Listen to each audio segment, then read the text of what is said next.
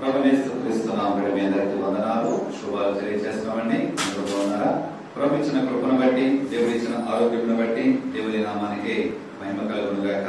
ఇంతవరకు పాటల ద్వారాగా ఆయన మహిమపరచడానికి దేవుడు కృప చూపించున్నాడు. విశేషమైనటువంటి వాక్య భాగంలోకి వెళదాం. ఫిబ్రవరి పత్రిక 4వ అధ్యాయము 13వ వచనాన్ని చదువుకుందాం. ఫిబ్రవరి పత్రిక 4వ అధ్యాయము 13వ వచనాన్ని చదువుకుందాం. మరియు ఆయన దృష్టికి కనబడని స్పష్టము ఏదియూ లేదు.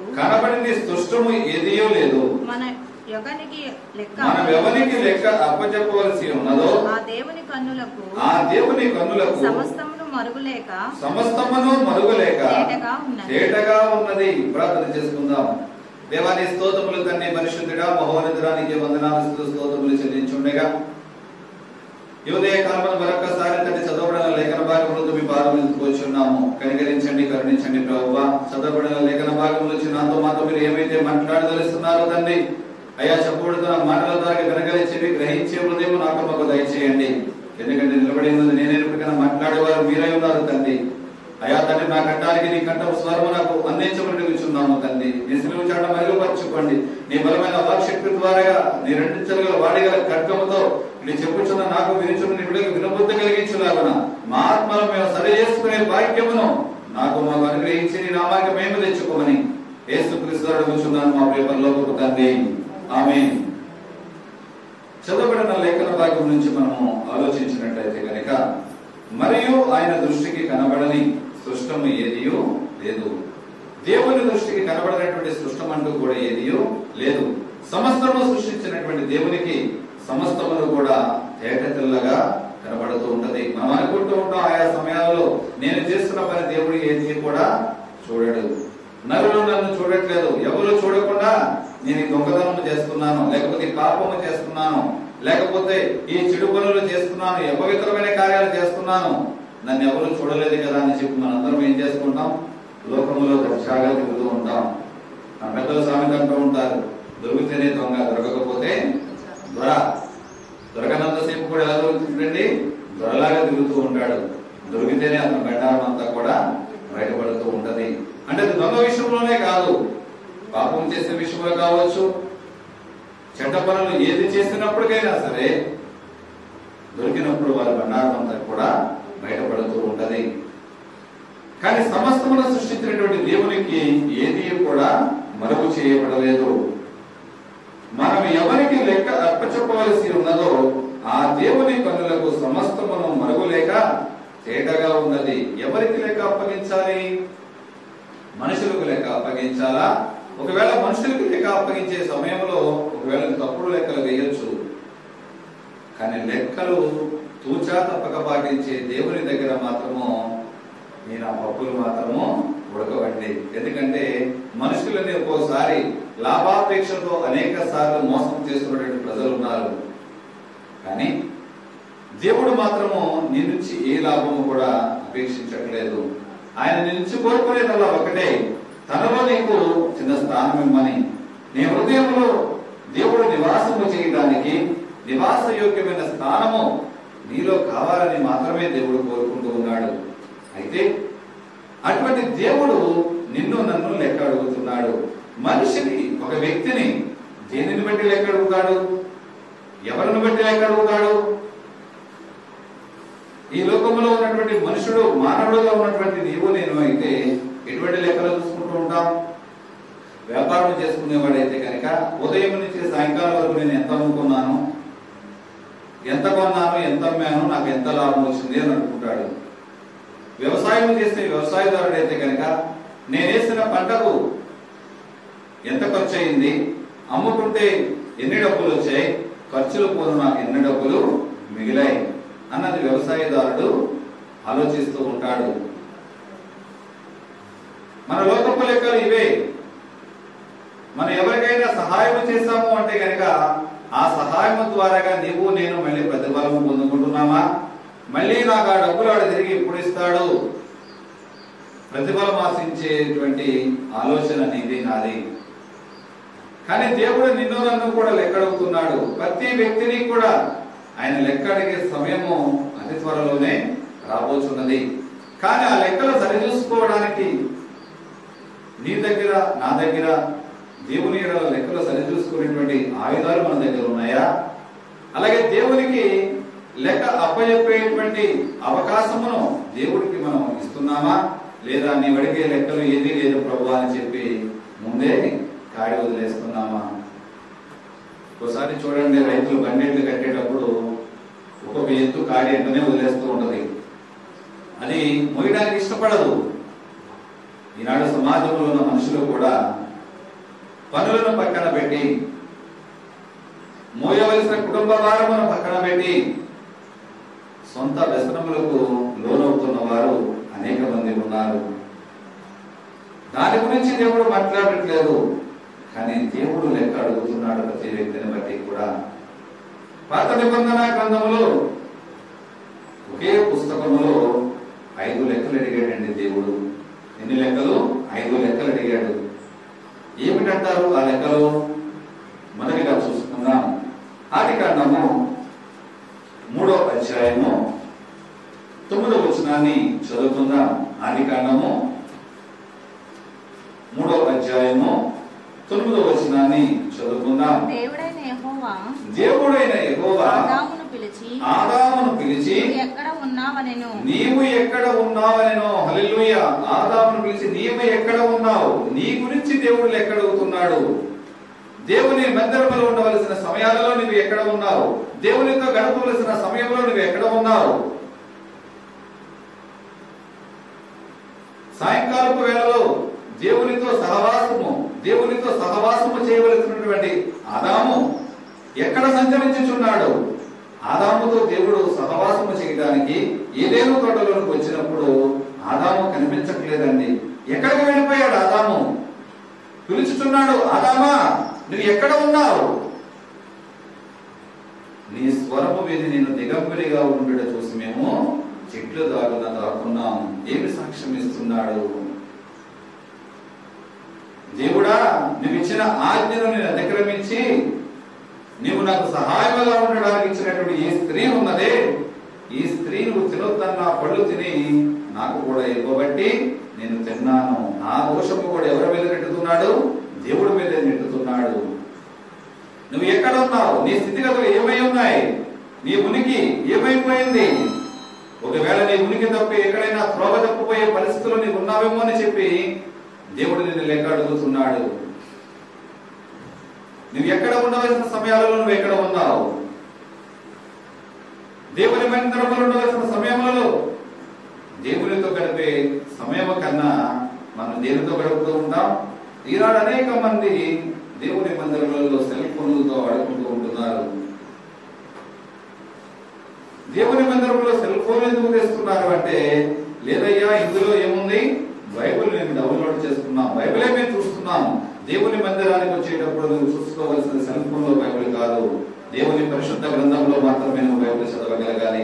పరిశుద్ధ గ్రంథం దేని వరకు ఇచ్చి ఉన్నాడు దేవుడు నీకు, సెల్ ఫోన్లతో చూసుకోవడానికి కాదు.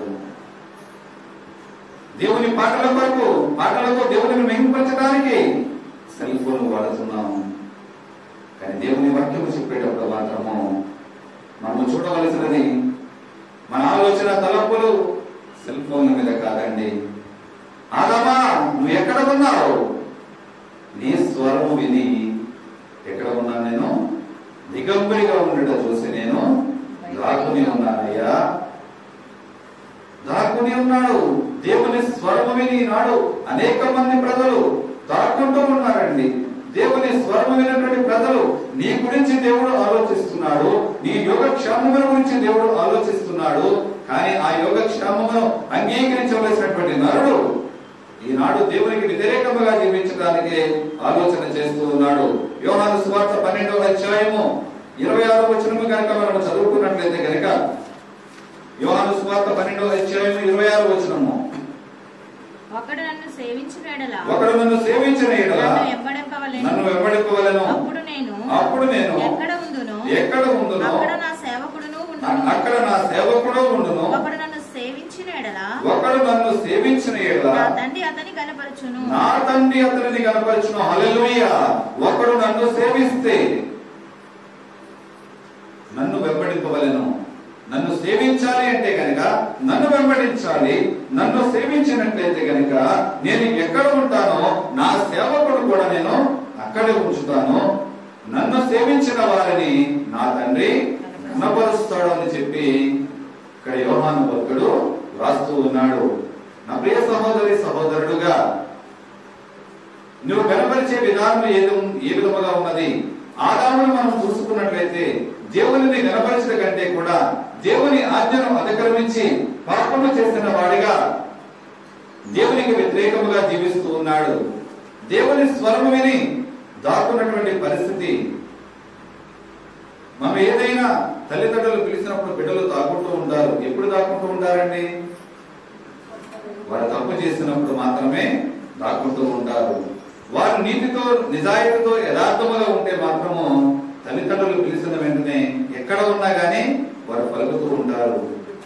కానీ వారిలో ఉన్నటువంటి లోపము, వారిలో ఉన్నటువంటి తప్పును బట్టి ఒకవేళ నా తల్లిదండ్రులకు తెలిసి ఎందుకు పిలిచినప్పటికైనా దీని కొరకే పిలిచారేమో అని చెప్పి వారు పక్కన తప్పించుకుంటూ తిరుగుతూ ఉంటారు. ఆదాము కూడా అదే విధముగా తిరుగుతున్నాడు. ఈనాడు నీవు దేవుని మందిరంలో ఉన్నటువంటి నీవు నేను ఎక్కడ ఉన్నావని చెప్పి దేవునికి ఎక్కడ చెబుతున్నావు? ఈ ఉదయకాలం మందు దేవుడు నిన్ను లెక్క అడుగుతున్నాడు. ఆదామా, నువ్వు ఎక్కడ ఉన్నావు? ఆదాము ఉన్నటువంటి ఆ ప్లేస్ లో నిన్ను నీవుగా పెట్టుకుని నీవు ఎక్కడ ఉన్నావు? దేవునికి ఏమి లెక్క చెబుతున్నావు? ఈ ఉదయకాలం మందు దేవునికి ఏమి లెక్క చెప్తున్నావు ఈ దినములు? ఆదాము అయితే కనుక నీ స్వరము విని నేను దాక్కున్నాను ప్రభు అంటున్నాడు.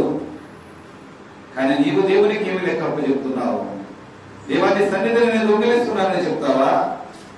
నీ స్వరము విని వినలేనటువంటి చెవిటి వాడి వల్ల చెవిటి దానిగా నేను నాని లెక్క చెప్తావా? ఏ విధముగా ఉంది దేవునికి? దేవుని సన్నిధిలో ఉండవలసినటువంటి నీవు నేను ఏ విధముగా జీవించగలుగుతున్నాము? ఆలోచించగలుగుతున్నామా? ఆలోచించగలుగుతామండి. ఎందుకంటే ఆయన మందిరంలో కూర్చున్నటువంటి మనము ఏదో ఒక రోజు దేవునికి లెక్క అప్పగించవలసినటువంటి సమయము ఆసన్నం అవుతుంది. ప్రతి ఒక్కరిని కూడా దేవుని లెక్క అడుగుతాడు. అయితే ఆ సమయంలో తప్పించుకునే వారిగా కాకుండా దేవునికి ధైర్యముగా లెక్క అప్పగించుకునే వారిగా మనం ఉండాలి. నువ్వు ఎప్పుడైతే తండ్రిని సేవిస్తావో, దేవుని సేవకుడుగా దేవుని సేవించే వారిగా ఆయనతో సహవాసము చేస్తావో, ఆయన ఒట్టిగా విడిచిపెట్టే దేవుడు కాదు. తండ్రి అతను ఘనపరుస్తాడు అని మాట్లాడుతున్నాడు. ఘనత పొందుకోవలసినటువంటి ఆదాము, దేవునితో సహవాసంలో ఉండవలసినటువంటి ఆదాము శపింపబడిన వాడిగా దేవుని తోటలోంచి బయటకు ఇంటి వేయబడ్డాడు. అతని లెక్కలో తడబడ్డాడు. అతని లెక్కలో దేవునికి అప్పగించవలసినటువంటి లెక్కలో తడబడిపోయి ఉన్నాడు. తడబడిపోయిన కారణము చేత శపించబడిన వాడిగా మిగిలిపోయి ఉన్నాడు ఆదాము. రెండోదిగా మనం చూసినట్లయితే కనుక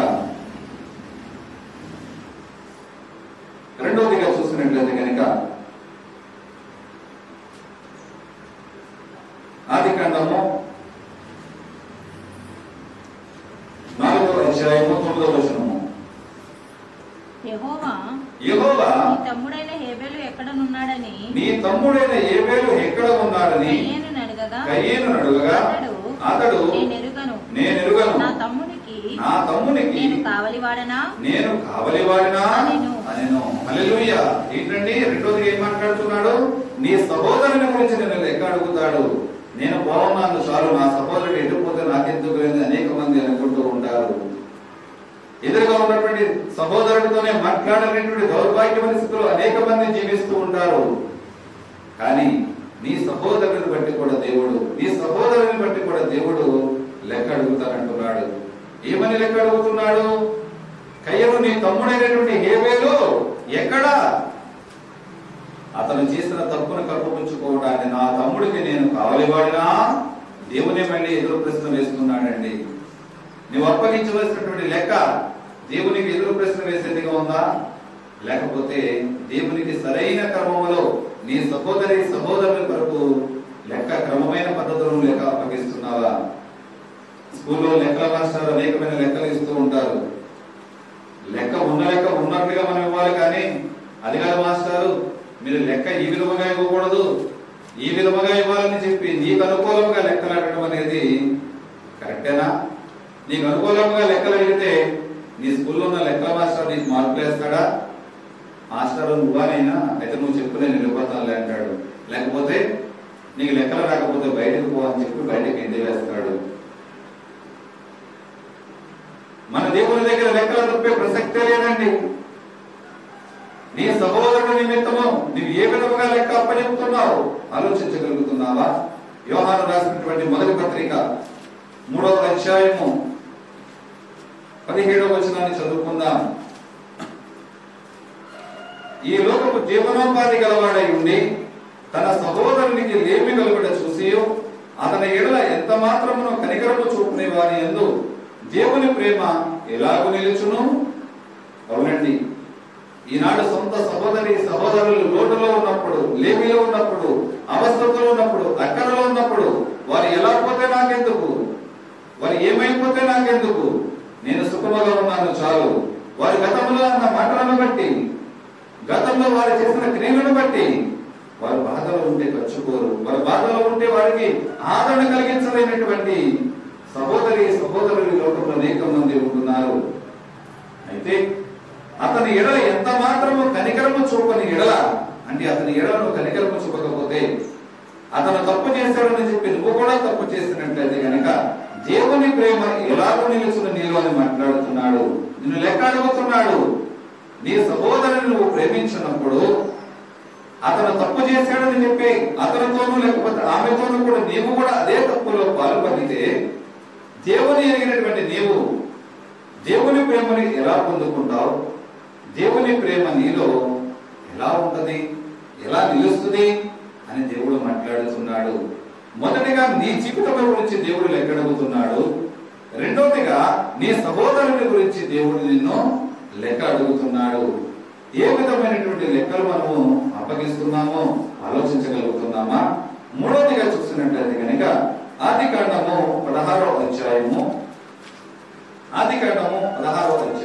8వ వచనాన్ని చదువుకుందాం. ఆదికాండము 16వ అధ్యాయము 8వ వచనం. సారాయి దాసి అయిన ఆగరు ఎక్కడి నుండి వచ్చితివి ఎక్కడికి వెళ్ళుచున్నావని అడిగినందుకు అది నా యజమానురాలైన సారాయి యొద్ద నుండి పారిపోచున్నానని. హల్లెలూయా. ఇక్కడ ఇదే వాక్య భాగము రెండు విధాలుగా, అంటే రెండు వాక్య భాగాలు కూడా ఇందులోనే లిఖింపబడి ఉన్నాయి.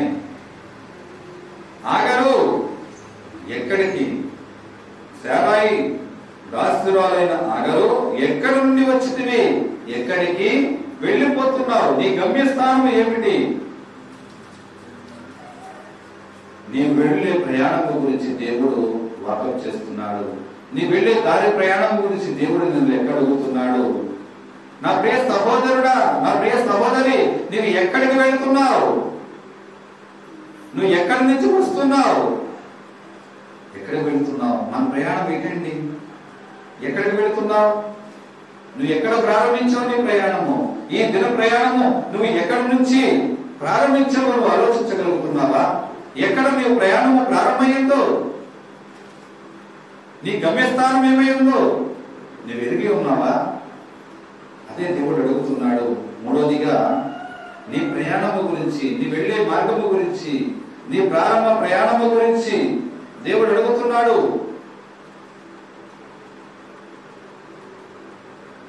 సారాయి దాసులైన ఆగరు ఎక్కడ నుండి వచ్చితివి, నీవు ఎక్కడ నుండి వచ్చావు? మన ఆత్మీయ స్థితి ఎక్కడి నుంచి మనం వచ్చాము? ఏ స్థితిలో ఉండగా నీవు నేను వచ్చాము? ఏ స్థితిలో నుంచి దేవుడు నిన్ను నన్ను పైకి లేవనెత్తాడు? ఏ స్థితిలో నుండి నన్ను దేవుడు పైకి లేవనెత్తడానికి తన కృపగల హస్తముల చేత నన్ను పైకెత్తగలిగాడు? ఆలోచించగలుగుతున్నామా? పాపభూయిష్టమైనటువంటి ఐగుప్తులో నుంచి మనల్ని తీసుకొచ్చి సంఘం అనే ద్రాక్ష తోటలో నన్ను నాటినటువంటి దేవునికి నువ్వు ఎక్కడి నుంచి వచ్చావో లెక్క చెప్పగలుగుతున్నావా? నీ మొదటి స్థితి ఏమై ఉన్నదో నువ్వు లెక్క చెప్పగలుగుతున్నావా? నీ మొదటి స్థితికి కారణం ఏమై ఉన్నదో, నీ మార్పుకు గల కారణం ఏమై ఉన్నదో దేవుని పాదముల చెంత నీవు లెక్క అప్పగించగలుగుతున్నావా? నా ప్రియ సహోదరి సహోదరుడా, నీవు ఎక్కడి నుంచి వచ్చావు? ఏ స్థితిలో ఉండగా నేను పట్టుకున్నాను? ఏ స్థితి వరకు నువ్వు ప్రయాణమై ఉన్నావు? అడుగుచున్నాడండి దేవుడు. నాలుగవదిగా చూస్తే ఇదే వాక్య భాగంలో ఎక్కడికి వెళ్ళుచున్నావు? సారాయి దాసి వెళ్ళినటువంటి హాగరు, నువ్వు ఎక్కడి నుంచి వస్తున్నావు, ఎక్కడికి వెళుతున్నావు? నీ ముగింపు ప్రయాణం గురించి అయినా మాట్లాడుతున్నాడు. నీ త్రోవలను గురించి, నువ్వు నడవలసిన త్రోవలు, నువ్వు వెళ్లే త్రోవలు, నీ ముగింపు ప్రయాణము, ఎక్కడికి వెళుతున్నావు? నీ ఆత్మీయ స్థితి ఏ విధముగా ఉన్నది? ఈనాడు లోకంలో త్రోవ తప్పిపోయినటువంటి జనులు నేను నిబ్బరమైన మార్గంలో నడుచుచున్నానటువంటి భ్రమలతో ఉండి ప్రభువుకి ఆయాసకరముగా దేవునికి నిషిద్ధమైన వస్తువులు చేస్తూ అన్యాయములతో, అక్రమములతో, వ్యభిచార పాపములతో, నేత్రాశులతో, మత్తు పానీయములకు అలవాటు పడి దేవుని మందిరానికి వచ్చి కూడా ఆరాధన చేసేవారు అనేక మంది ఉంటూ ఉన్నారు. కానీ దేవుని మందిరం నుంచి బయటకు వెళ్ళిన తర్వాత వారి క్రియలు ఎలా ఉన్నాయంటే కనుక ప్రతి ఒక్కరికి కూడా త్రోవ తప్పిపోయినటువంటి పద్ధతే. రోమిలు రాసినటువంటి పత్రిక 3వ అధ్యాయము 12వ వచనాన్ని చదువుకుందాం. రోమిలు రాసినటువంటి పత్రిక అందరూ త్రోవ తప్పి ఏకముగా పనికిమాలిన వారై మేలు చేయువాడు లేడు, ఒక్కడైనను లేడు. హల్లెలూయా. మేలు చేయువాడు లేడండి, ఒక్కడు కూడా లేడు. అందరూ కూడా ఏకముగా త్రోవ తప్పి పనికిమాలిన వారైనని చెప్పి అపోస్తలుడైన పౌలు గారు ఘాటైనటువంటి మాటలు రాస్తూ ఉంటాడు. ఈ 3వ అధ్యాయం కనుక మనము చదువుకుంటూ ఉంటే కనుక రోమిలు రాసినటువంటి పత్రికలో ఈ 3వ అధ్యాయం అంటూ చదివితే, ఇంతవరకు నువ్వు పాపభూయిష్టమైన జీవితంలో చదివితే కనుక నీకు తప్పుడు త్రోవలు నువ్వు మలుచుకోవడానికి దేవుడు మరొక అవకాశం నీకు ఇవ్వడానికి ఆయన సిద్ధముగా ఉన్నాడు. అవునండి, ఏ వ్యక్తిని చూసినప్పటికైనా త్రోవ తప్పిపోయినటువంటి ప్రజలే నడుచుతున్న మార్గము యథార్థమైన మార్గం అనుకుంటున్నారు, కానీ త్రోవ తప్పిపోయి చెడిపోయిన జీవితాలలో, అన్యాయంగా బ్రతుకుతున్న జీవితాలలో ప్రజలు బ్రతుకుతున్నారు. దురాక్రమణలతో, వ్యభిచార పాపములతో జీవించుతున్న ప్రజలు అనేక మంది ఉన్నారు.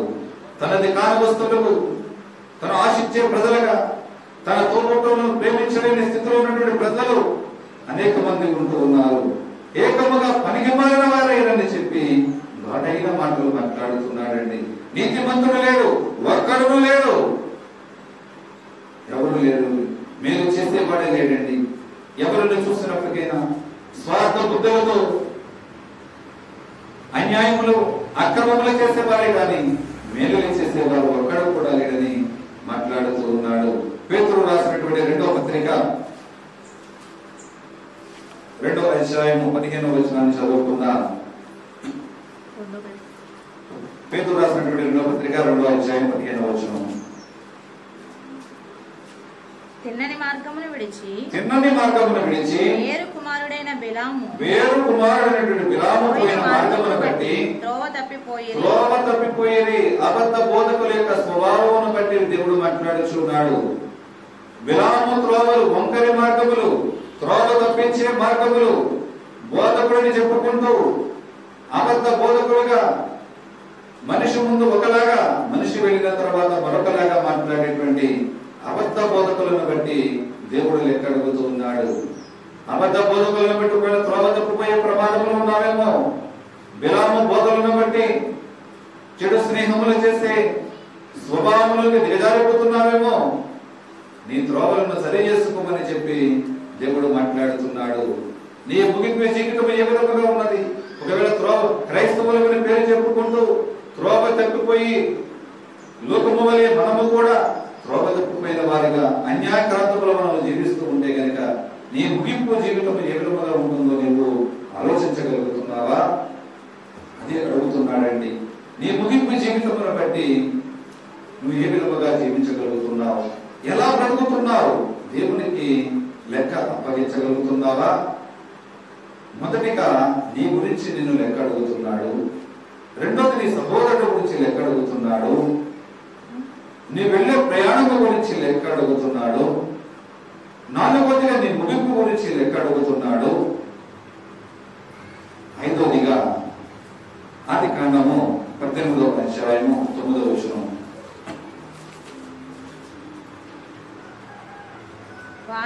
వారతనితో నీ భార్య అయిన శారా ఎక్కడనున్నదని అడుగగా, హల్లెలూయా, నీ భార్య అయిన శారా ఎక్కడ ఉన్నది? ఓ భర్తగా నీ భార్య గురించి నువ్వు ఏ సాక్ష్యమిస్తున్నావు? నువ్వు దేవుని మందిరంలో ఉన్నావు, నీ భార్య ఎక్కడ ఉన్నది? ఓ భార్యగా నువ్వు దేవుని మందిరంలో ఉన్న నీ భర్త ఎక్కడ ఉన్నాడు? భార్య భర్తలుగా నువ్వు దేవుని మందిరంలో ఉన్న నీ పిల్లలు ఎక్కడ ఉన్నారు? దేవుడు లెక్క అడుగుతున్నాడు. నీ స్వకుటుంబం బట్టి లెక్క అడుగుతున్నాడు దేవుడు. నీ స్వకుటుంబం బట్టి దేవుడు లెక్క అడుగుతున్నాడు. అబ్రహామా, నీ భార్య అయిన శారా ఎక్కడ ఉన్నది? అదిగో గుడారములో ఉన్నది. ఎక్కడ ఉందండి? గుడారములు ఉంది. ఆ గుడారము ఏ గుడారము?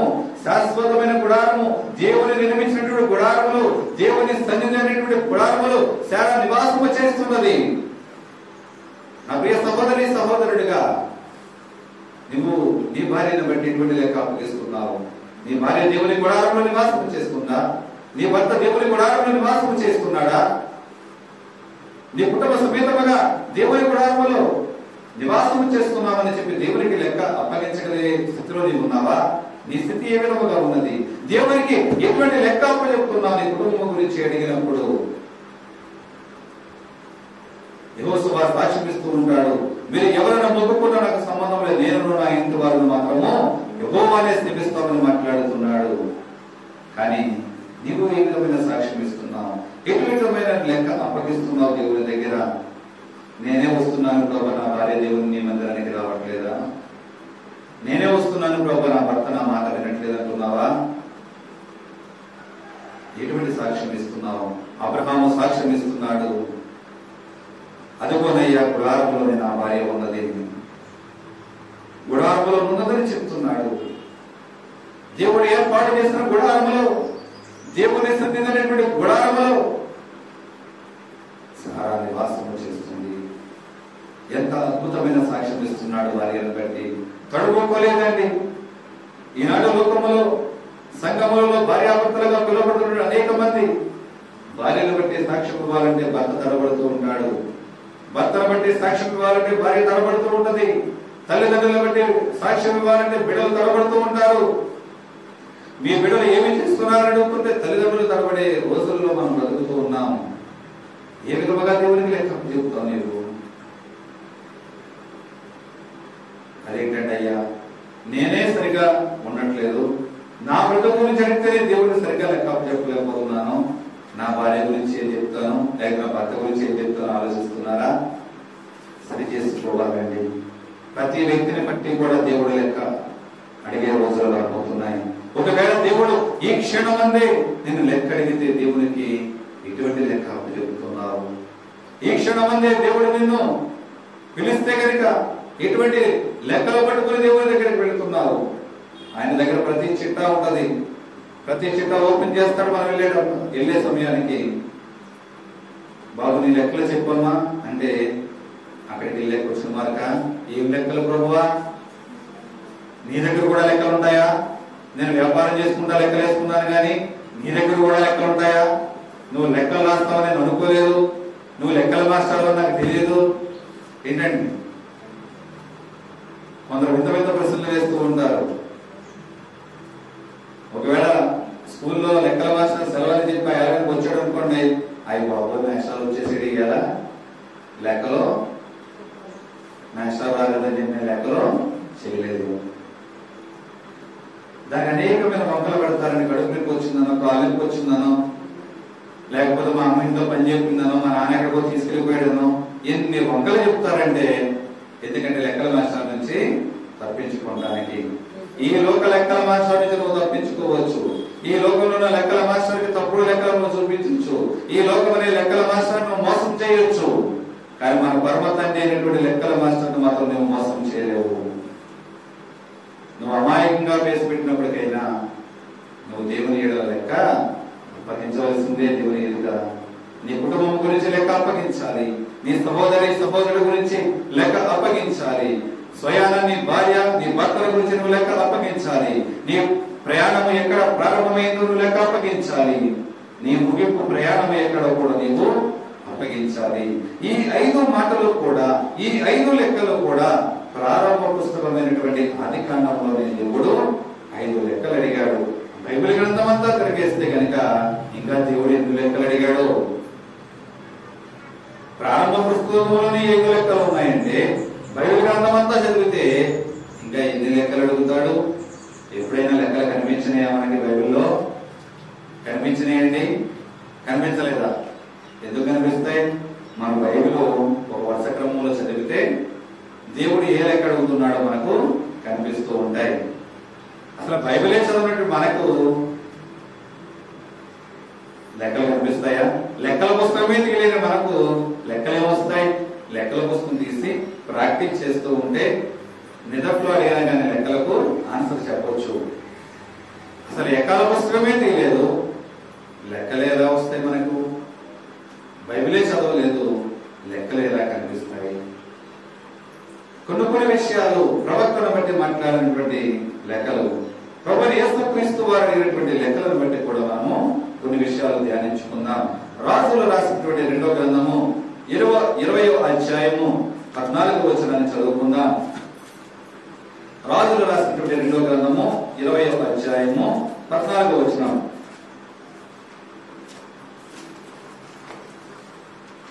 పిమ్మట ప్రవక్తైన యెషయా రాజైన హిజ్కియా యొద్దకు వచ్చి ఆ మనుషులు ఏమనిరి నీ యొద్దకు ఎక్కడ నుండి వచ్చిరి అని అడగగా హిజ్కియా బబులోనులో దూరదేశం నుండి వారు వచ్చి ఉన్నారని చెప్పాను. హల్లెలూయా. హిజ్కియా ప్రవక్తను వెంటనే పంపించాడు దేవుడు. యెషయా ప్రవక్తను వెంటనే పంపించాడు హిజ్కియా రాజు దగ్గరికి. అయ్యా, నీ దగ్గరకు వచ్చిన మనుషులు ఏమని మాట్లాడారు నీతో? వారు ఎక్కడ నుండి వచ్చారు, ఏ ప్రాంతం నుండి వచ్చారు అని అడిగినప్పుడు హిజ్కియా మాట్లాడుతున్నాడు, బబులోను దూరదేశం నుండి వచ్చారు. దేని కొరకు వచ్చారు? హిజ్కియాకు కలిగినటువంటి స్వస్థతల గురించి వారు తెలుసుకోవడానికి నీకు మొక్కబెట్టి ఆ రాజ్యంలో ఉన్నటువంటి సమస్తమును చూడడానికి వచ్చారు. అయితే యెషయా ప్రవక్త అడుగుతున్నాడు కదా, రాజైన హిజ్కియా, నీ రాజ్యంలో వారు ఏమేమి చూశారు అంటే, ఏమీ మరొక చేయక సమస్తమును వారికి చూపించి వేశాను. అణువు కూడా నా రాజ్యంలో ఉన్న సమస్తమును కూడా వారికి చూపించాను అంటే కనుక రాబోయే కాలంలో నువ్వు చూపించినవి ఏవి కూడా నీ రాజ్యంలో ఉండకుండా వారు దోసుకుని వెళ్ళిపోతారు, నీ ప్రజలు వారికి బానిస అవుతారని చెప్పి హెచ్చరిక చేస్తూ ఉంటాడు యెషయా ప్రవక్త. దేవుడు వెంటనే కబురు పంపిస్తున్నాడు కదా. దేని గురించి అంటే, నీ రాజ్యములో నీ ఇంటిలో ఉన్నటువంటి వస్తువుల గురించి, నీలో ఉన్నటువంటి ఆత్మల గురించి, నువ్వు పొందుకున్న అభిషేకముల గురించి, నీలో ఉన్నటువంటి ప్రార్థనా శక్తుల గురించి దేవుడు లెక్క అడుగుతూ ఉన్నాడు. ఎందుకంటే నీలో ఉన్నటువంటి అనేక మంది చెప్పుకుంటుంటారు, నాకు స్వస్థతావరం ఉందండి, ఎక్కడికి వెళ్ళినా నాకు ప్రవచనావరం ఉందండి, నాకు దర్శనాల వరం ఉందండి, నాకు ఆత్మాభిషేకం ఉందండి. అడిగారు నిన్ను? అడగకపోయినప్పటికైనా ఈ బబులోను దేశం నుంచి వచ్చిన వారు ఈ రాజ్యంలో ఏమేమి ఉన్నాయని చెప్పి హిజ్కియా రాజు అడగలేదు. అయినప్పుడు కనుక కూడా పెట్టుకున్న మొదలన్నీ కూడా చూపించేశాడు. ఈనాడు క్రైస్తవులు కూడా ఎదరవారు అడగకపోయినప్పటికైనా అవసరం ఉన్నవి లేనివి అన్నివి కూడా చూపించి పొందుకున్నటువంటి ఆత్మకు దూరం అయిపోయినటువంటి క్రైస్తవులు ఈనాడు అనేక మంది ఉన్నారు. నీ పరిపాలన గురించి, నీ రాజ్యముల గురించి దేవుడు వాకపు చేస్తూ లెక్క అడుగుతున్నాడు. రాజైన హిజ్కియా, నీ దగ్గరకు వచ్చిన వారు ఏమన్నారు నాకు లెక్క చెప్పు, ఏమేమి మాట్లాడారు లెక్క చెప్పు, వారు ఎక్కడి నుండి వచ్చారు నాకు లెక్క చెప్పు, నీ ప్రదేశంలో నీ రాజ్యంలో ఉన్నవన్నీ వారికి ఏమేమి చూపించారు నాకు లెక్క చెప్పు. నీ ఇంటిలో ఉన్న వస్తువులను బట్టి ఎవరెవరికి ఏమి చూపిస్తున్నావు, ఎవరెవరి దగ్గర మాట్లాడకూడని మాటలు ఏమి మాట్లాడుతున్నావు, చూపించకూడవి నీ దేహంలో ఏమి చూపిస్తున్నావు, నీ కుటుంబంలో ఏమి చూపిస్తున్నావు, మాట్లాడకూడని మాటలు ఏమైతే మాట్లాడుతున్నావో దేవుడు లెక్క అడుగుతున్నాడు. లెక్క చెప్పగలదు ఆ దేవునికి? దేవునికి లెక్క అప్పగించే సమయంలో ఏదో కూడా విడిచిపెట్టడండి. సమస్తముల గురించి లెక్క అప్పగించాలి. నీ కుటుంబ వ్యవహారంలో, నీ సంఘ జీవితంలో ఎటు విధముగా జీవిస్తున్నావు? నీ సంఘంలో వచ్చిపోయేవారు ఎలాంటి వారు వస్తున్నారు? నీ ఇంటికి వచ్చిపోయేవారు ఎలాంటి వారు వస్తున్నారు? మన ఇంటికి వచ్చే వాళ్ళందరినీ కూడా మన ఇంట్లోకి తీసుకెళ్ళి అన్ని జీవిస్తామని మనం ఆయా ప్రాంతాలకు ఒకసారి చెప్తూ ఉంటారు. బంగారం మెరుగు పెడతామని వచ్చి బంగారం మెరుగు పెడుతూ మొదటి బాగా చాలా తెల్లగా చేస్తారంట. తర్వాత అమ్మాకులు మంచినీళ్ళు అవుతున్నాయి తెమ్మని చెప్పి వారు లోపలికి వచ్చిన వెంటనే ఈ మాయమైపోతాయి. వీళ్ళు మళ్ళీ కనపడరు. లేదా ఇక్కడే అమ్మా 2 నిమిషాల్లో చేసుకొస్తానంటారు. లేకపోతే మంచినీళ్ళకి అని చెప్పి లోపలికి వెళ్ళినా వెనమాలు వెళ్ళి పీకి పోసిన సబ్బు వేసిన గడలను కూడా అనేకమైన జరుగుతూ ఉన్నాయి. ఈనాడు దొంగలు మారువేషంలో వస్తూ ఉంటారు. తెలియని వ్యక్తులని లోపలికి తీసుకెళ్లి సమస్తంలో మనం జీవించాం కదా. కానీ దేవుడు అదే లెక్క అడుగుతున్నాడు. నీ ఇంటికి వచ్చిన వ్యక్తులకు నువ్వు ఏమేమి చూపించావు? పగల చూసి రాత్రులు దోసుకెళ్ళిపోయిన కుటుంబాలు, అనేక కుటుంబాలు ఉన్నాయి. ఇవన్నీ కూడా దేవునికి లెక్క అప్పగించవలసిన అవసరం ఎంతైనా మనకు ఉన్నది. నీ ఆత్మీయ జీవితం ఏ విధముగా ఉందో ఆలోచించగలుగుదాం. అదే విధముగా యోబు గ్రంథము 1వ అధ్యాయము 7వ వచనాన్ని చదువుకుందాం. యెహోవా నీవు ఎక్కడ నుండి వచ్చితివని వారిని అడగగా అపవాది భూమి మీద ఇటు అటు తిరుగులాడుచు అందులో సంచరించుచు వచ్చిందని యెహోవా ప్రత్యుత్తరించెను. హల్లెలూయా. మనుషులను ఒక్కటే కాదని లెక్కలిగేది సర్వ సృష్టికి కారణభూతుడైనటువంటి దేవుడు అపవాదిని కూడా లెక్క అడుగుతున్నాడు. దేవుని యొక్క మీటింగ్ జరుగుతుంది, అక్కడ దేవదూతల సమక్షంలో మీటింగ్ జరుగుతుంటే అందులోకి అపవాది కూడా వచ్చాడు. అపవాదిని అడుగుతున్నాడు దేవుడు, అపవాది నువ్వు ఎక్కడి నుండి వచ్చావు, ఎక్కడెక్కడ సంచరించి వచ్చావు అంటే చెప్తున్నాడు కదా, నేను భూమి మీద ఇటు అటు. అంటే సరైన మార్గం తెలియదండి. ఈనాడు అపవాది స్వభావంతో ఉన్నటువంటి ప్రజలు సక్రమమైన మార్గంలో వెళ్ళడం మానేసి అటు ఇటు తిరుగుతూ వెళ్లే వారు అనేక మంది ఉన్నారు. దేవుని మందిరానికి సరైన సమయానికి రావాల్సిన సమయంలో ఏం చేస్తుంటారు? ఇటు అటు ముసలమ్మ ముచ్చట్లతో కంచేపు ఇటు చూసి కంచేపు అటు చూసి ఎవరు పలకరిస్తారా మాట్లాడదామంటూ మాట్లాడుకునేవారు ఈనాడు అనేక మంది ఉన్నారు. ఈ అపవాది కూడా ఈ లోకంలో ఇటు అటు తిరుగుతూ సంచరిస్తూ వస్తుందంట. అంటే అపవాది కూడా నువ్వు ఎక్కడ సంచరిస్తున్నావని అపవాది దగ్గర కూడా దేవుడు లెక్క అడుగుతుంటే దేవుడు మళ్ళీ ప్రశ్న వేస్తున్నాడు. అయితే నా భక్తుడైనటువంటి యోబు సంగతి నువ్వు ఆలోచించితివా? ప్రశ్న మీద ప్రశ్న వేస్తూ ఉన్నాడండి. ప్రశ్న మీద ప్రశ్న వేస్తూ ఉన్నాడు. నా భక్తుడైనటువంటి యోబు సంగతి నువ్వు ఆలోచించితివా? మళ్ళీ ప్రశ్న వేస్తున్నాడు. ఈనాడు నీ గురించి నా గురించి దేవుడు అటువంటి ప్రశ్న వేయగలుగుతాడంటారా? ఈ నా భక్తురాల గురించి, ఈ నా భక్తుడి గురించి ఆలోచించదని చెప్పి అపవాది ప్రశ్న వేయగలుగుడా? ఒకవేళ దేవుడు ప్రశ్న వేసాడనుకుంటే వాడే పాటి వాడండి, ఆమె పాటిదండి, నేను జస్ట్ ఒక అంటే చాలు వాళ్ళంతా కూడా నా వల్లలోకి వచ్చేస్తారు. కానీ యోబు రాగలిగాడా? దేవుని ఎదుట అపవాది సాక్ష్యం ఇస్తుంది. అతను ఎందుకు నిన్ను స్తుతించడు ప్రభు, అతని చుట్టూ నేను ఏమేసావు? నీ కంచి వేసావు. నీ నా చుట్టూ దేవుని కంచి లేదా? దేవుని కంచి వేస్తున్నాడు. కానీ ఆ కంచెని నేను ఏం చేస్తున్నాం?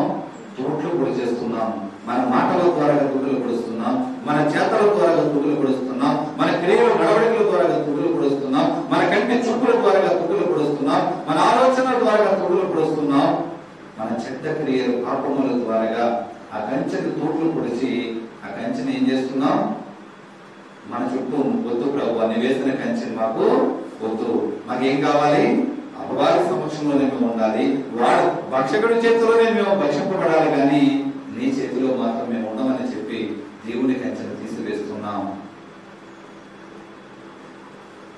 మనుషులనే కాదు, అపవాదిని కూడా దేవుడు లెక్క అడుగుతున్నాడు.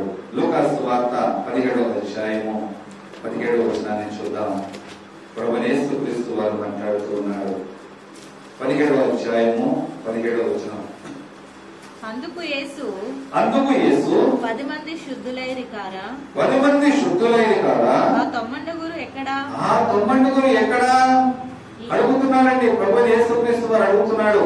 10 మంది కుష్ఠరోగులు వచ్చి ఆయన దగ్గర స్వస్థత పొందినప్పుడు మోషే యొక్క ధర్మశాస్త్రం ప్రకారం నువ్వు కానుకలు సమర్పించి అధిపతికి కనపరుచుకోమంటే వెనక్కి వచ్చిన వాడు ఎంతమంది వచ్చారు? ఒక్కడే వచ్చాడు. అయితే ప్రభు అడుగుతున్నాడు, 10 మంది కదా వచ్చారు, మిగతా 90 ఎక్కడ? నీతో రక్షింపబడినటువంటి నీ సహోదరులను బట్టి దేవుడు నిన్ను లెక్క అడుగుతున్నాడు. నీతో పాటు దేవుని కార్యములు చూసిన వారు 10 మంది కదా, నువ్వు ఒక్కడివే వచ్చారు, మిగతా వారు వేరే. రక్షింపబడ్డ వారు నీతో 10 మంది కదా, మిగతా 90 ఎక్కడికి వెళ్ళిపోయారు? ఏ త్రోవ తప్పిపోయి ఉన్నారు? అడుగుతున్నాడు దేవుడు. ఎటువంటి త్రోవ తప్పిపోయిన వారిగా మనం జీవిస్తున్నాం? నీతో రక్షింపబడ్డ వ్యక్తులను బట్టి నాకింతలో వారు ఎటుపోతారంటే కుదరదు. వారిని బట్టి నీవు లెక్క అప్పచెప్పవలసినటువంటి అవసరం ఎంతైనా ఉన్నది. యోహాను సువార్త 6వ అధ్యాయము 5వ వచనాన్ని చదువుకుందాం. కాబట్టి యేసు కన్నులెత్తి బహుజనుల తన యొద్దకు వచ్చుట చూసి వీరు భుజించుటకు ఎక్కడ నుండి రొట్టెలు కొని తెప్పించమని ఫిలిప్పును అడిగాను గాని హల్లెలూయా. బహుజన సమూహమును చూసి ఫిలిప్పును అడుగుతున్నాడు, వీరందరికీ కూడా రొట్టెలు ఎక్కడ నుండి కొని తెస్తాం? లెక్క అడుగుతున్నాడు ఫిలిప్పుని. ఫిలిప్పు ఏమి చెప్తాడని ప్రభువుకు తెలియదంటారా? వారికి ఆహారం ఎలా పెట్టాలో ప్రభువుకు తెలుసు, కానీ ఫిలిప్పు యొక్క లెక్కలు ఎలా ఉన్నాయి? ఈ ఆత్మీయ ఆహారం పంచబెడుతుండగా తిరుగుతున్నటువంటి మీకు నాకు ఏ విధమైనటువంటి ఫలములను పొందుతున్నామో దేవునికి తెలియదా? దేవునికి తెలుసండి. అయినప్పటికైనా ఈనాడు నన్ను కూడా లెక్క అడుగుతున్నాడు. తింటున్నటువంటి ఆత్మీయ ఆహారము ఎంతవరకు నువ్వు జీవనం చేసుకున్నావు? భుజించినటువంటి ఆత్మీయ ఆహారాన్ని నువ్వు సక్రమంగా భుజించగలిగావా? భుజించినటువంటి ఆహారం నీకు జీర్ణమైందా? ఇక్కడ ఫిలిప్పు అడుగుతున్నాడు, అందరికీ సరిపడేటువంటి రొట్టెలను ఎక్కడి నుంచి తెస్తావు? సమృద్ధికరమైన ఆహారం మీకు పంచబెడుతూ ఉంటే, కానీ తినడానికి మనకు మాత్రం అజీర్తి చేస్తుంటే తినలేకపోతున్నాము. కానీ ఇక్కడ దేవుడు వారికి తినగలిగినంత పెట్టాడు. మిగిలినవి అనేక గంపలలో 12 గంపలలో ఇచ్చినట్టుగా మనకు బైబిల్ లేఖనాలు తెలియజేస్తూ ఉన్నాయి. వారికి సమృద్ధిగా తినగా కూడా సమృద్ధికరమైన ఆహారం మిగిలి ఉన్నది. ఈనాడు ప్రభువు పంచబడినటువంటి ఆహారము ఏ విధముగా భుజించగలుగుతున్నావు? ఆలోచించగలుగుతున్నామా? ఆలోచిద్దామండి. ఈ మధ్య కాలం మందు దేవుని ఎడల నీవు నేను ఏ విధముగా జీవించగలుగుతున్నాము? భార్యాభర్తగా ఆకుల్లా పిసికెల్లా వారు దేవుని ఎడల యథార్థ హృదయంతో పరిచయం చేస్తున్నారు. పరిచర్య చేస్తూ సంఘము నడిపిస్తూ వారి చేతి వృత్తిని మానక వాళ్ళ పోషణార్థమే చేతి వృత్తి చేసుకుంటూ దేవుని ఎడల నమ్మకంగా పనిచేసి దేవుని ఎడల సాక్షులుగా నిలబడ్డారు. అననీయ సభ్యురాలు వారు కూడా భార్యాభర్తలే, కానీ దేవుని ఎడల పాపము చేసి దేవుని ఆస్తిని దొంగిలించి వారి శాపాన్ని కొని తెచ్చుకుని భార్యాభర్తలు ఎవరో కూడా తప్పు చేయడం ఒకరికొకరు సహకరించుకుని చనిపోయినట్టుగా బైబిల్ లేఖనాలు తెలియజేస్తున్నాయి. ఇస్కరియోతు యూద దేవునితో చేతులు కలుపుతూ దేవునితో అన్నపానములను పుచ్చుకుంటూ దేవుని అడుగులలో అడుగు వేస్తున్నారనే భ్రమలో ఉంటూ ధనాపేక్ష గలవాడై తన ప్రాణాపాయాల స్థితికి అతనే కొని తెచ్చుకున్నాడు. మనోహ భార్య ఇద్దరు ఏకీభవించి దేవునికి విజ్ఞాపన చేసి ఉన్నారు. ఇరువురు ఏకీభవించి దేవునికి బలి అర్పించి ఉన్నారు. ఇరువురు ఏకీభవించి దేవుని ఆరాధన చేస్తున్నారు. ఇరువురు ఏకీభవించి దేవుని యొక్క ప్రతిఫలాన్ని పొందుకుని ఉన్నారు. నా ప్రియ సహోదరి సహోదరుడిగా నీవు నేను ఏ విధముగా జీవిస్తున్నాం? నీ నా కుటుంబము దేవుని ఎటువంటి లెక్క అప్పచెప్పే కుటుంబముగా ఉందో ఆలోచించగలుగుతున్నామా? మత్తయి సువార్త 12వ అధ్యాయము 36వ వచనాన్ని ఒకసారి మనం చదువుకున్నట్లయితే కనుక 12వ అధ్యాయము 36వ వచనం. నేను మీతో చెప్పినదేమనగా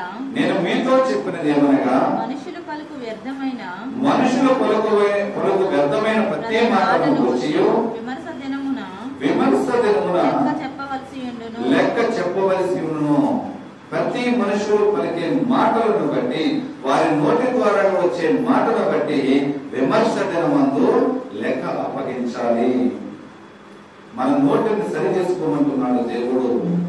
అందుకే యెషయా మాట్లాడుతూ, అయ్యా అపవిత్రమైన పెదవుల గలవాడను నా పెదవులు కాల్చు అడిగేవా దేవుడు ఈనాడైనా? కాల్చబడుతున్న పెదవుల ద్వారా మళ్ళీ అపవిత్రమైన మాటలు మాట్లాడుతూ ఉన్నారేమో. కానీ మోషే తన ప్రజలను అనరాని ఒక మాట అని కనాను దేశానికి స్వతంత్రించలో ఒప్పుకుండా కనాను దేశమును చూడగలిగాడే కానీ అందులో అడుగు పెట్టలేక చనిపోయి ఉన్నాడు. ఒక బలమైన నాయకుడు, దేవుని ఇంటిలో నమ్మకమైనటువంటి నాయకుడు అయినప్పటికైనా దేవుడు స్వాస్థ్యముగా ఇస్తానన్న దేశంలో అడుగు పెట్టలేకపోయి ఉన్నాడు. ఎందుకంటే వారు విసిగించిన విసుగును బట్టి తొందరపాటుతనముతో నోరు జారిన కారణము చేత మోషే దేవుని రాజ్యంలో ప్రవేశించలేకపోయి ఉన్నాడు. దేవుని ఇస్తానటువంటి స్వాస్థ్యముగా ఇస్తానటువంటి దేశంలో ప్రవేశించలేకపోయి ఉన్నాడు. అటువంటి విశ్వాసముతో నమ్మకమైన నాయకుడిగా ఉన్నటువంటి మోషేనే దేవుడు ఇస్తానటువంటి రాజ్యములో దేశంలో ప్రవేశించలేకపోయి ఉన్నాడే. నీ నా బట్టి ఏ పాటిది? నీవు నేను దేవునికి ఎటువంటి లెక్క అప్పచెప్పవలసి వస్తున్నాం. మన నోటి మాటను బట్టి కూడా దేవుడు లెక్క అడుగుతానంటున్నాడు. ఒకవేళ నేడే విమర్శ దినం అయితే గనక నువ్వు సరి చేసుకోకపోతే దేవునికి ఏమని లెక్క అప్పగిస్తావు? ఆలోచించగలుగుతున్నావా? చివరిగా రోమీయులకు రాసినటువంటి పత్రిక 14వ అధ్యాయం 12వ వచనాన్ని చదువుకుందాం. ప్రతి నాలుకయు దేవుని స్తుతించును అని వ్రాయబడి ఉన్నది గనుక మనలో ప్రతి వాడును తన్ను గురించి దేవునికి లెక్క అప్పగింపవలెను. మనలో ప్రతి వాడును తన్ను గురించి దేవునికి లెక్క అప్పగించవలెను. ప్రతి మోకాలు దేవుని నామం పెట్ట వంగాలి. ప్రతి నాలుక మనం స్తుతించాలి. నినివే ప్రజలను మనం చూసినట్లయితే కనుక యోనా ప్రవక్త ప్రకటించినప్పుడు ప్రతి మోకాలు వంగబడింది, ప్రతి నాలుక స్తుతించింది. పశ్చాత్తాప హృదయంతో కీడు నుంచి వారి పట్టణాన్ని వారు కాపాడుకోగలిగారు. ప్రతి వ్యక్తిని బట్టి కూడా మన సొంతంగా మన కొరకు మన లెక్క దేవునికి అప్పగించాలి. మన కుటుంబీకుల గురించి మన దేవునికి లెక్క అప్పగించాలి. మన నడుస్తున్న నడవడికలను బట్టి ప్రభువుకి లెక్క అప్పగించాలి. మన ముగింపు జీవితం గురించి దేవునికి లెక్క అప్పగించాలి. నీ తోటి సహోదరులను బట్టి దేవునికి లెక్క అప్పగించాలి. నీ ఆత్మీయ కుటుంబంలో నీతో రక్షింపబడినటువంటి త్రోవ తప్పిపోయిన వారి నువ్వు లెక్క అప్పగించాలి. నీ ఇంటికి వస్తూ పోతున్న వారిని గురించి దేవునికి లెక్క అప్పగించాలి. ఎటువంటి దేవునికి లెక్క అప్పగిస్తున్నావు? ఏ విషయంలో తప్పిపోయి ఉన్నాము? ఏ విషయంలో ఒకవేళ మన లెక్కలు త్రోవ తప్పి ఉన్నాయో దేవుని అడుగుదాం. మధ్యాహ్న కాలం మందు నా తండ్రి నన్ను జ్ఞాపకం చేసుకో. ఇంతవరకు నేను తప్పుడు లెక్కలు రాసి నీకు అపవిత్రమైన కార్యములు చేసి ఉన్నాను. ఇక నుండి అయినా నా లెక్కలు మార్చు. నేను సరి చేసుకోవడానికి ఈ దినమందు మరొక అవకాశం ఇచ్చామని నేను నమ్ముచున్నానయ్యా. అడుగుతామండి ప్రతి ఒక్కరము కూడా. ప్రతి ఒక్కరము అడుగుతాం. ఏ ఒక్కరము కూడా ఆయన విడిచిపెట్టే దేవుడు కాదండి. ప్రతి ఒక్కరము కూడా దేవుని అడుగుదాం. నా తండ్రి నాతో మాట్లాడు, నన్ను దర్శించు, నీ ఎందుకు పవిత్రురాలుగా నేను ఉంటానయ్యా. నీ విమర్శ దినమందు ప్రతి ఒక్కరికి కూడా ఇది లెక్క అప్పచెప్పే భాగ్యమును మాకు ఇస్తున్నావయ్యా.